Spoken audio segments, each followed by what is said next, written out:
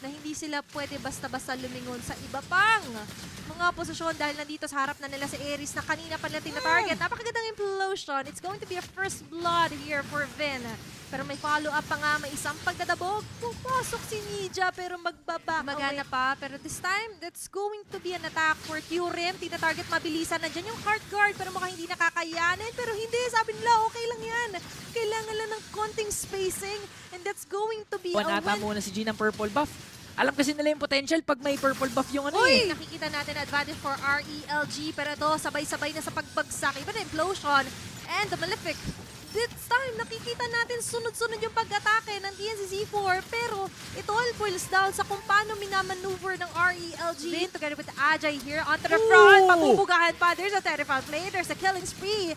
And Robin with Sorin Tupac mapapaatras. Para ikaw yung nasusunod kung anong direksyon nyo gusto. Pero ito yung direksyon na kukunin nila Kyurem. There's an implosion play. Sumabay na nga lang dito sila Robin. Nilatag na yung krus ng Kalbaryo. Sunod-sunod na nga lang din niya binibigyan ng Kalbaryo ang mga members ng TNCZ4. Pero hindi pa rin naman nila totally mapapatay ang mga damage dealers. Katulad ni Vin with a double kill. Will they go for the triple kill? I don't think so. Dahil buhay pa dyan si Nija with a shutdown. At si G ngayon ang kanyang sinusundan na hindi niya pa uuwiin. Tumit, dalawa ata tinamaan doon sa implosion play pero si Nija wanting to extend the lead. G.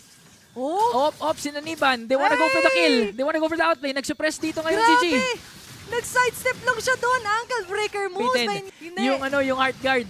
Kasi nung nagka-heart guard bigla si Nija, tumapang eh. Okay lang, di ba? Napalayo na doon si G eh. Dito Pero yung Lord papasok yung pusuan mo lang. Di ba? Pinupusuan lang ngayon ng RSG Elganador yung laban. Pero nandyan na nga lang din yung Last Insanity. Trying to let down the Lord as fast as possible. Pero napagandang penalty zone play by Allen. Mamamatay man siya. Pero buhay pa naman dito sila Robby with a hard guard play. Double kill. Matatanggalan ng immortality yung members ng TNCZ4. Pero ang RSG Elganador